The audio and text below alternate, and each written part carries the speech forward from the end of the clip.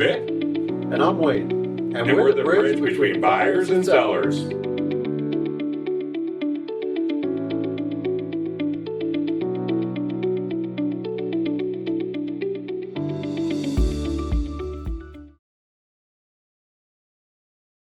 Became a business broker because it was actually my aspiration to be a commercial real estate broker as a teenager. I attended USC Marshall School of Business, a real estate finance program, to be able to become a commercial real estate broker in my young 20s. Prior to going to college, I was actually a business owner, and then I became a business owner again after college. I then joined corporate America for a fast track management position, of which I rose quite quickly into high level sales and then into general management. At which point in time, I actually went to work for several companies to do turnarounds for them. After that, I went back into my own business as a consultant, and then I bought an auto repair shop locally from First Choice Business Brokers. 5 years later, I sold the business for 3 times as much as I invested in it. At which point in time, I wanted to tie my career back to the real estate. And since real estate itself is quite volatile economically, I decided that selling a business did not matter whether it's good times or bad times. You can sell a business during a good time. Lots of people want to buy them. And during bad times, lots of people want to sell them. And of course, people want to buy them on the cheap. So bottom line, I'm a business broker because I see it as an opportunity to give a great service to the type of people I like to talk to every day, business owners, a breed all their own. In addition to that, my background fits perfectly with being a business broker because of the leasing experience as a commercial real estate broker. Many years ago, I was a small business owner in a different country. And then after coming to America, I worked with businesses for over 20 years, day to day, and that was my job. So it was a natural progression, really, into going into helping businesses, buyers and sellers. So it fit naturally. The most popular thing that people don't know about our industry is, what is a business broker?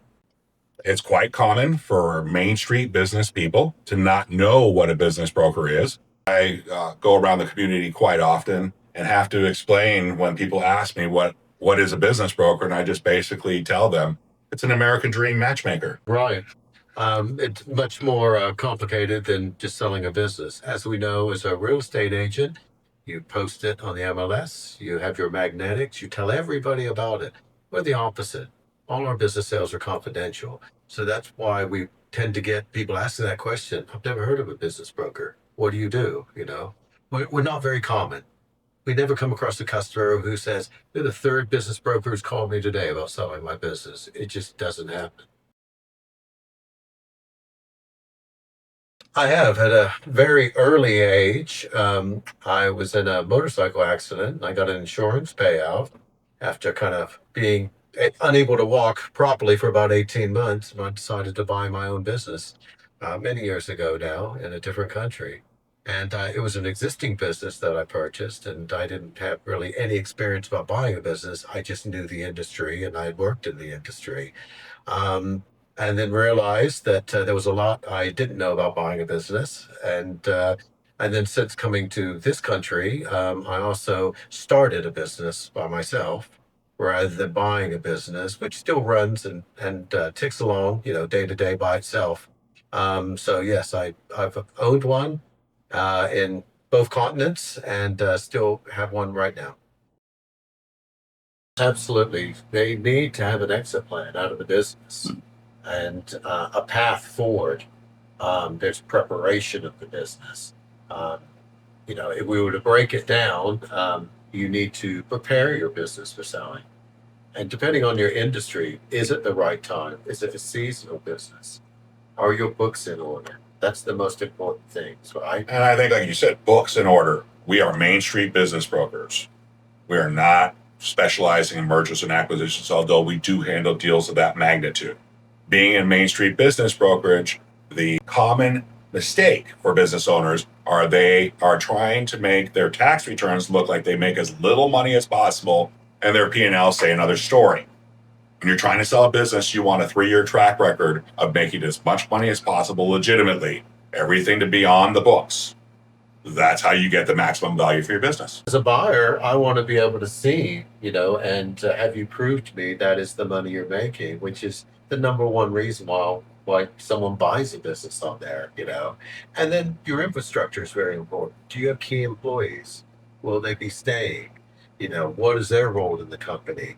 Can the company operate without you there? Are you a fully absentee owner? Are you a semi-absentee owner, or is someone buying a job and replacing you because you're actually working in the business? It's a good point, Wayne, because if you are reliant on the owner of the business to operate day to day, that makes a weakness in it. A business that's an absentee or semi-absentee owner is much more attractive. But if the dependency was on Wayne to run his business and he could not go away for a month and it continues to run the same way, why am I going to buy his business? Because now I'm buying a job, not a business. So that makes a big difference in the value of a business. We already discussed the importance of having good, clean books, but also, is that business going to be qualified to be financed? Because the bank's going to want to look at those books if it's a larger one, or if you're getting an SBA loan. And also, your lease. Do you have options on your lease, or does it run out in 6 months where I'm going to buy your business and now I've got to relocate your business? And if it's retail, location might be very important. If it's a pizza restaurant, right, it's crucial to that business. If it's something like an online retailer and it's a warehouse, maybe not so important. These are the type of things that a seller should think about. And a mistake we often see is when an owner owns the building, they often don't charge themselves rent, or they don't charge themselves fair market rent. So now they show all this profitability, but in essence, what your fair market rent becomes a negative add back, because if you're going to rent that building to the buyer, or that buyer is expected to buy the building, you have to have that expense built into your profit and loss statement. Everything true, running rent at fair market value, reporting all of the money that you make, not hiding cash. Hiding cash is a very unattractive thing, because if you're willing to lie to the government, you're willing to lie to a buyer. So don't expect to get paid for what you hide. The thing to remember is what's the reason you're selling it? And that is to be honest. Are you moving out of state? Are you retiring? Are you moving out of country? Is it this business is a small part of your life and you've got other businesses to concentrate on? Because as a buyer, I want to know this. Is it just that this industry is a dying industry, or your business is not being ran right? And then at the very end of all this, when you do grow your business, is valuing your business. And that's where we come in. It's so important to value a business correctly, right? And charge a fair, honest price. That's one of the most important things that people skip. It does vary from industry to industry, very much so. Is it reliant?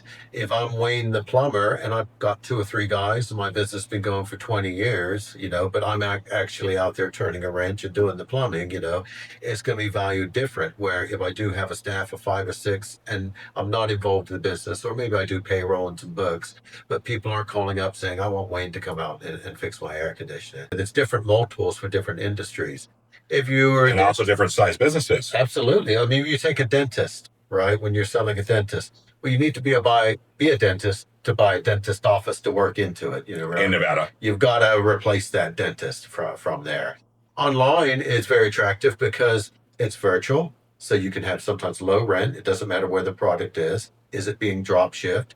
And you can sell to the whole world basically, because you're selling online.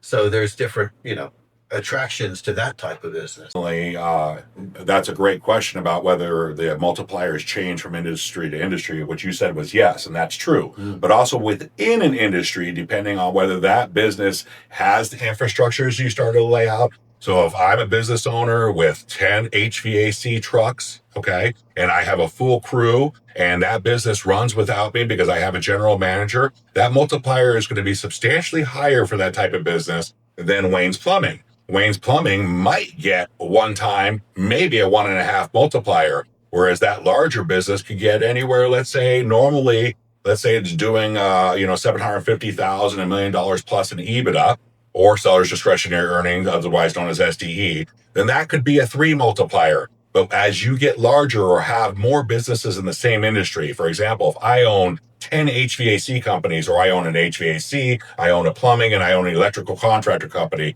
And now I roll up these companies together and sell them. The multipliers increase just for that alone. We're both doing it full time in the office every day. So sometimes you have people where this might not be their primary job, and they may only do a few sales basically a year. But we were both dedicated to the craft, and we said we want to be full-time business brokers.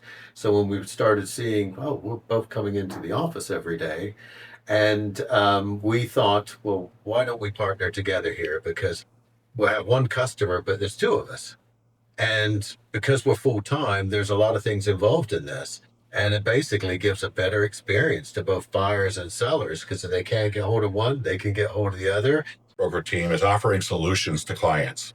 And that's really what it comes down to. We solve problems during the process of getting a business sold, because regardless of how easy a transaction might appear, there's always challenges that arise during the process.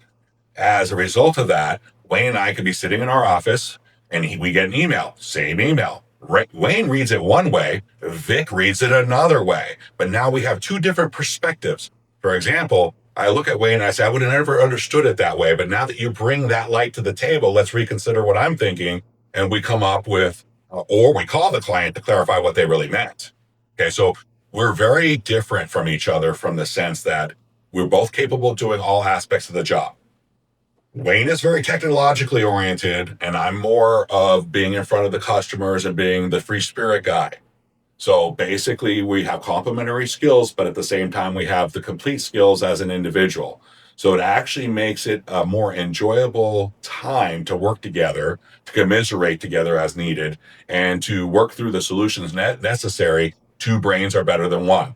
So we just happen to meet each other at First Choice Business Brokers, and we got together on one deal. And from that one transaction, we decided to do a couple more transactions. From there, we just became a permanent team. And as you can imagine, we deal with all types of personalities, all types of age groups, people buying, people selling, getting into the business. And between both of us with different types of personalities, you're going to like one of us or you're going to like both of us type thing. So, and people like to do business with people they like. A lot of people that have done studies, people would rather deal with a friendly person than a professional person. We are both former and current business owners, so we think how they think. And small business owners want to cut straight to the chase, right? They want to get to the point, and they don't want to waste any time on things. And that's very important to them. And that's what we see. So between the two of us, like I said, we can do double the work for any buyer or any seller, and more resources. Wayne's extremely responsive on all emails, where I'm not as good at that. And yet all phone calls coming in, I try never to miss a phone call. Like Wayne, he doesn't miss a phone call, but it's usually my phone that's ringing. Okay. Right. That's the way we have the team set up. So the fact that we're responsive many hours of the day, the fact that we're working 50 to 60 hours on our craft, the fact that we care both about our seller and our buyer, because the only way a transaction is going to close and ever happen is if you have a win-win situation. Both parties involved in the transaction need to come out with a win. Have real estate licenses. So I'm a broker salesperson along with a business broker permit. The business broker permit is only required in the state of Nevada. The benefit of that, it elevates the level of professionalism for business brokers, and it keeps realtors out of coming in out of their lane and trying to do a business broker deal. I didn't become a real estate agent is, first of all, I don't want to take people around to show them houses. I've always worked with investors. My mentality is that of being a business owner. I'm very in tune with numbers, and I'm very in tune with people. So being a business owner now, and being a business owner of multiple businesses, as well as running businesses for corporate America, even an English holding corporation I ran a business for, it's necessary that you can empathize for all parties involved. But the reason why I didn't want to become a realtor was because the economy dictates whether you can make money or not. Okay. When the interest rates go high, it's harder to sell homes.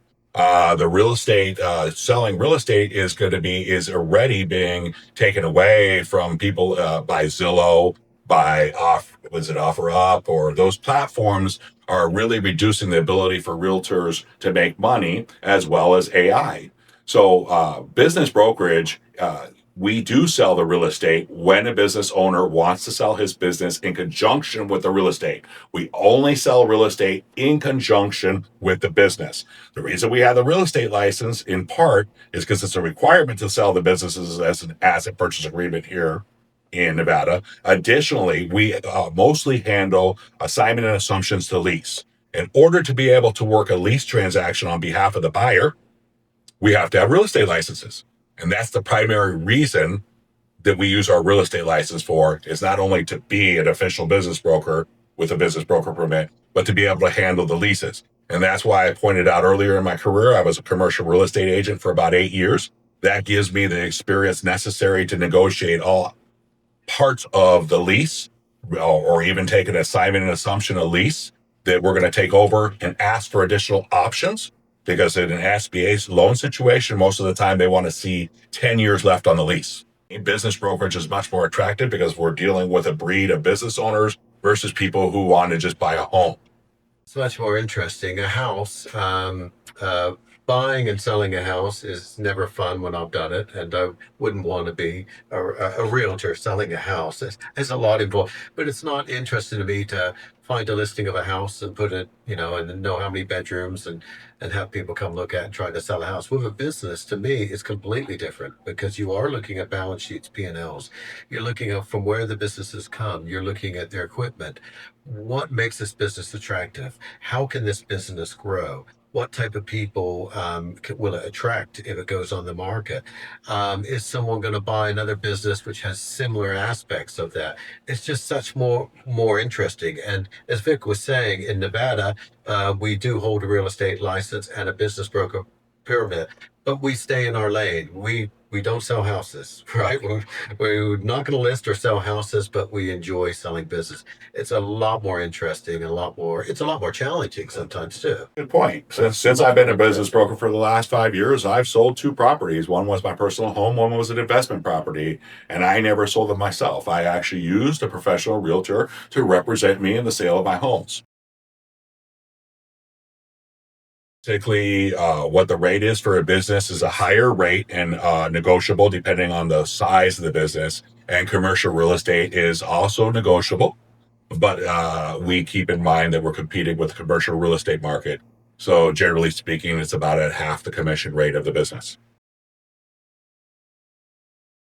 Remember, we went through the COVID aspects. So when we're some of the changes are when you're looking at books, people have had PPP loans on their businesses, and you've got to make sure that those are forgiven off. There's idle loans, which is the disaster loans that people took out when which are still owed on some of the businesses. But I've also seen more of technology being used as far as advertising, as far as marketing, as far as online business brokers, as they call them. And I've also saw more social media content of people like me and Vic, as we're talking today, who are coming out and giving more advice before you sell your business or before you buy your business. These are things you need to know. So I've seen it grow like that. Plus, a lot more business brokers in the market besides us. I think post COVID, the main thing that changed was you went from many people dreaming about becoming a business owner to now I really need to consider being a business owner because I want to control my own destiny. Lots of people lost jobs, lost careers as a result of the COVID situation. Okay. Some people's careers went away entirely. Their companies closed down. Many restaurants closed down. Many industries were injured by the decisions made during the COVID deal. So now you have a bunch of people that previously didn't think that I was going to be a business owner saying, I want to be a business owner. And everybody that wants to be a business owner for some reason, which is a good thing, thinks that they can run this business better than the current business owner. So there's where the opportunity prevails. If that's true, they buy the business and they grow the business and make it larger. If it's not in fact true, they call us in a couple of years to resell their business because we are a full service broker and we do care about our clients and their success, and we maintain a relationship both before and after the sale. I think you get a lot of thoughts, especially online, and a lot of opinions of it, right? And no one has a magic ball. But I think it's down to asking the questions, why are you selling? If there's a reason that they are going to retire, maybe draw a pension or a 401k, it doesn't really matter. So, as far as trends, um, obviously, if we're talking about something as a reseller, and perhaps you buy from a different country and that product is going to go up in price and you're trying to resell that, then there is some worry about that. We do see people asking those questions and there's conversations about that if we're talking about tariffs, or things like that. So it really depends on what industry there is. But as Vic had said earlier, people, when the times are good, times are bad, people are still buying and people are still selling. We saw COVID where a lot of people that had jobs for life and they were affected and they had no control of that. So now we're seeing people take that and say, I want to start a business or want to buy a business. I've been talking about it. I might as well take the risk right now and then do that because there is a risk associated with that, but you're never going to know until you try it yourself. But as far as trends, I would say there's not any trends as far as what's going on with the economy right now. There's lots of opinions out there, but you've got to wade through those and then really look at it and look at your business and see how it did. Has it been affected? I think rather than using the word trends, Wayne, I think that there's a mindset out there right now of caution because of the uncertainty in the world economies, as an uncertainty of higher interest rates that are coming down slightly now, and also as an uncertainty of what's going to happen with the tariffs. Okay, all these things are causing people to save more money than they have in the previous years. Q1 savings were up greatly, and even as of the end of approaching Q2, there the savings in our American savings accounts are greater than they normally are. So Americans are the best people at spending money. We usually live paycheck to paycheck, but all of a sudden people are actually thinking about maybe I better save for a rainy day because we don't know if everything's going to continue at the same rate. So how does that affect business brokerage? People are more conservative. People are more cautious. People that have businesses that are on the fence, they're not so certain that those businesses are going to continue at the same rate as the last 3 years. So they're thinking maybe this is a good time for me to sell. A good time for you to sell is when you're at the top of your game, when you're making the most money. Don't wait until your business is in decline. Sell your business at the top end of the game. Right time to sell is a case by case basis and is dependent on the individual's phase of life and the phase and stage of their business. That's how I would answer a case by case basis as to whether you should sell now or not. I don't think that there's a specific industry that should be selling right now. Okay. I don't think there's a specific seller that should be selling right now. It's just truly a case by case basis. Players are established generally. I mean, it's pretty simple. As a general rule of thumb, people that have a business that, let's say, at least has an infrastructure, has employees, has some sort of autonomy, isn't totally reliant on the seller, you're looking at a 2 to 3 multiplier against the seller's discretionary earnings. That's net operating income plus add backs, depreciation, amortization for banker add backs, the W-2 income of an owner that's included on a P&L. Other add backs, which are not suggested but are considered, are things like an owner paying for his car, an owner driving some personal expenses through the business. Once again, that's not advisable because when that business is being looked at is SBAable. If they have too many of those personal expenses built into the business, the bank might only count 50% of it, which just devalued the ability to get full price for the business if it requires an SBA loan, because it would require more cash injection from a buyer. And the reason why a buyer usually is doing an SBA loan is they only want to put 10 to 20% down on a business. In some cases, they want to do as little as 0 to 5% down. And in this marketplace, that requires an expansion loan, somebody in the current industry to look for another business of the same type to get that 0 to 5% down as an expansion loan. Those multiples are based on past sales. So we have the data that we can go back 15, 20 years if we need to for every industry and what that type of business is sold for. And we could do it by state, by the size of the business, the revenue of the business. We can even do it by county, depending on the data. And this data is supplied by the Small Business Administration. So everything that they've loaned money to. So if a tire shop, and there's been 20 of them sold in the last 2 years, say in Las Vegas, if they're going for this type of price and this is the multiple, you can see that this is generally, and I do say generally, every business is different, and what you can expect to get from it from that multiple. A lot of the day spas and the medical spas. That seems to be very popular, and those are the people, and that can range from tanning beds, right, from facials, from IV injections or Botox, Weight weight loss. loss. I mean, so we are seeing, a movement in those of both buying and selling, and that sometimes is determined by the trend that of people maybe wanting to look a little bit more tanned, a little bit skinnier, or a little bit younger. And so there's always going to be a case in that. So we have some movement in that industry. A lot of movement in the online businesses and e-commerce type businesses. So we've actually sold 4 or 5 of those type of businesses this year. We're sitting here in the beginning of June. Wayne and I are blessed to have done 9 transactions and have another 2 transactions in escrow ready to move forward. Your due diligence.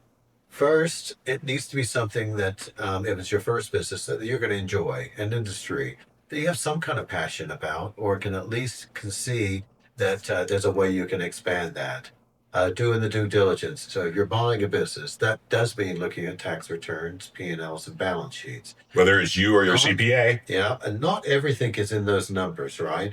It doesn't show that it's a great location and or they're building a new freeway and there's going to be lots of traffic coming by. It doesn't show that this is going to be a trend that is now catching on and more of these. That you find that in food, where there's a certain type of food or drink which catches on, and you will see an influx of that. And is it just short term that fad of that noodle, that soup, that dumpling, that special type of ramen. tea, that ramen. Is that a fad or is that going to be long term? You're going to fund it. Are you going to fund it? Are you going to do an SBA loan, a HELOC? We know that in Vegas, lots of people got lots of money tied up in their houses. Is it going to be a relative supply the money, or are you going to do a Robs and roll over some of your 401k? So there's lots of ways to finance that. So you need to think about that too. The advice I'd give is don't take on something too big. We have people who want sometimes to do in an industry they've never been in, they buy something big. I like this restaurant because it's twice as big. I can fit twice as many people in there. But I would always suggest, look at it on a very analytical way, but also the passion that you're looking at, where I think I can make this much money. And also plan ahead. Make sure you got reserves. The one reason that businesses go, number one reason they go out of business is they're undercapitalized. They Absolutely. don't think about, well, what about when it's, if I'm selling ice cream in the ice cream shop and all of a sudden it's freezing outside, what about those lows? Is it trends? There's a very popular store which sells a baked ham, and they have retail locations. They only make money 4 months out of the year. That's usually when you buy a baked ham. So you've got to look at those. Or the flower business, they make money only a couple times a year. Yeah. Valentine's Day and Mother's Day and some of the holidays are very big days for flowers. So there are certain businesses that are very dependent on certain dates. Reserve is subjective but extraordinarily important in the long-term success of a business. So the more reserves you have, that's obviously logical, the better off and safer you're going to be. 1 year is what I personally recommend and I feel comfortable with, but a minimum of 3 months of bills is the minimum capital reserve you should have. 6 months is a lot more realistic. What do you think, Wayne? Yeah, so we tend to look at it depending on what type of business it is. If it's a restaurant, you have a lot of fixed costs. Obviously you've got the price of the food. That if your AC goes out, can you afford 5 or 10 grand when it's critical that you have a cold restaurant in somewhere like Las Vegas to have a hot, right? That could be a one-off and that.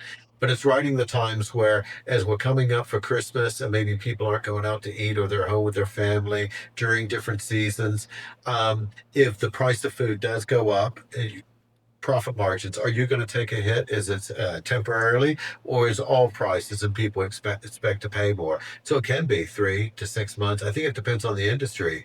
I think you've got to think about that. And then the other thing is you need that money to buy inventory. So online is getting very popular, and if you're a company which ships in the online from out the country and you sit on that, you've got to look at that industry. If it's clothing, what happens if you get caught with the fashion statement, which was very big last year, and now that jacket, those pants are out of style, right?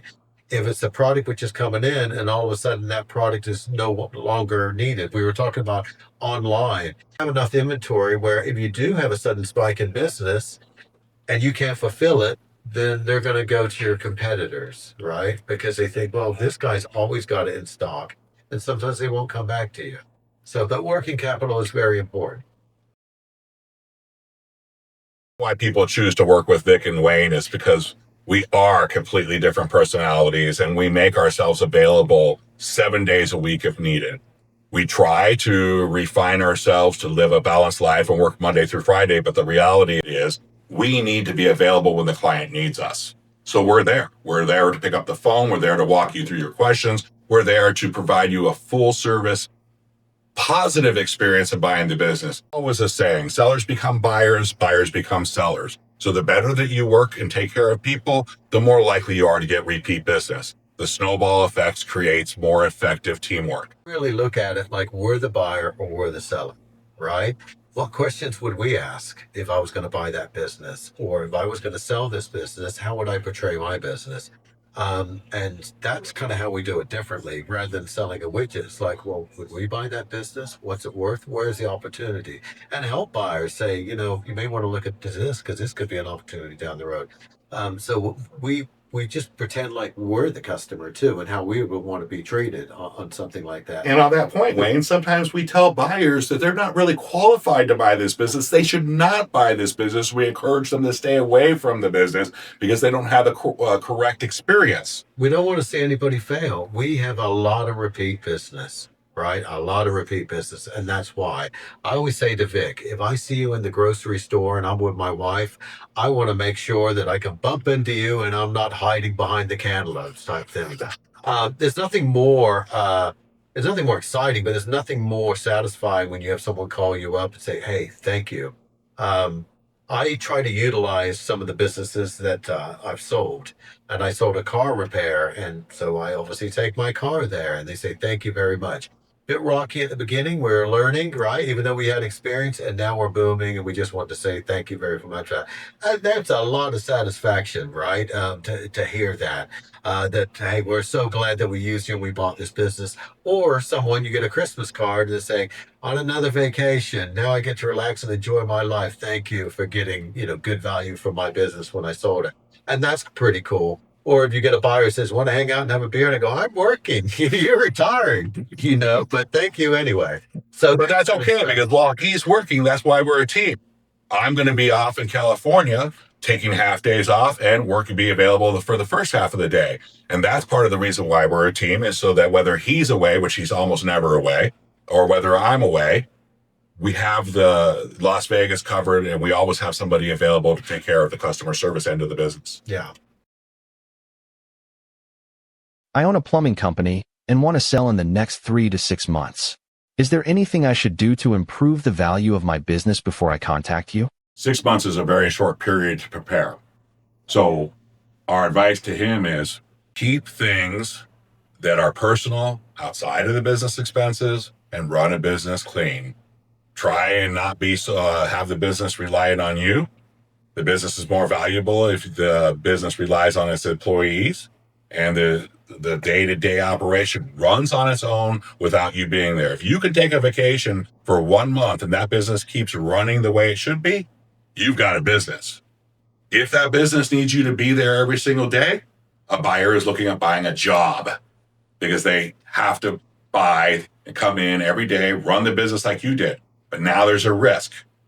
Let's take an auto shop, for example. If I'm the service manager in the face of the business as the owner, and I've been coming to the shop for 15 years, and now that key person leaves, that buyer is going to need to be every bit as good or better than the existing owner seller, because they're going to have to retain all these clients based on the personality that built the business. It can be done, but it makes it a riskier acquisition. Make your business not depend on you. And as Vic said, 6 months is a short period, but do some general housekeeping, right? With your P&Ls. Have your accountant look at your P&Ls. Good Make advice. sure there's no expenses which, are not needed for the business, which are running through there. But I think for housekeeping is very important. And then look at the business yourself and say, would I buy this business? What attracts me about this business? And ask yourself the other question: what does not attract me to this business, and improve it? So being empathetic for both sides of the transaction will get you the best results. Hi guys, I currently own a small landscaping business in Pahrump, Nevada, and I'm thinking about purchasing a small Las Vegas-based landscaping business to expand. What is the time expectation from offer to close? So Melissa, thank you for the question. The first thing I would say is the time it takes to close that business transaction is going to be dependent on whether you're a cash buyer or you're planning to do a down payment and finance the business. If you're going to finance the business, the transaction time is going to be 3 to 4 months from the time you sign the asset purchase agreement, as long as you cooperate and the seller cooperates with all the demands of the bank. But the process will be, if that was the question that she's looking to expand, is finding that correct business, right? Obviously signing an NDA, a non-disclosure on there, and then doing the research on the business to make sure it's the one that she wants to buy, right? And then, as Vic said, then determining funding, going through due diligence, using the escrow company, and then coming from the closing, and then there'll be a transition between her and the new owners. Great idea, Melissa. 35,000 people in Pahrump, right? So if you can expand it to Vegas, only 45 minutes away, depending where you are, I think that's a good decision for you to do. I own a mid-size auto repair franchise here in North Las Vegas. Is that something you can help me sell? Hey, thank you for the question. Absolutely, yes, you can try to sell your franchise auto repair business through us. As a matter of fact, Wayne and I specialize and sell about 30% businesses in the auto repair industry. So we're the perfect person to address the situation. Selling a franchise can be tricky because one, you have the rules of the franchise, you have a royalty involved, and making money in the auto repair business is already a challenging deal. So being that we understand the business, I'm a former auto shop owner. Wayne is very passionate about cars and has a very in-depth understanding of the auto repair business as well. We not only can we come to you to represent you to sell your auto repair business, we understand what it's like to be an auto repair owner, and we also understand what it's like to be an auto repair buyer. We've been in both of those positions, and now we just specialize in helping to match sellers and buyers together. As a matter of fact, we consider ourselves the bridge between buyers and sellers. You've come to the right place, Jose. Give us a call or shoot us an email. We're glad to help you.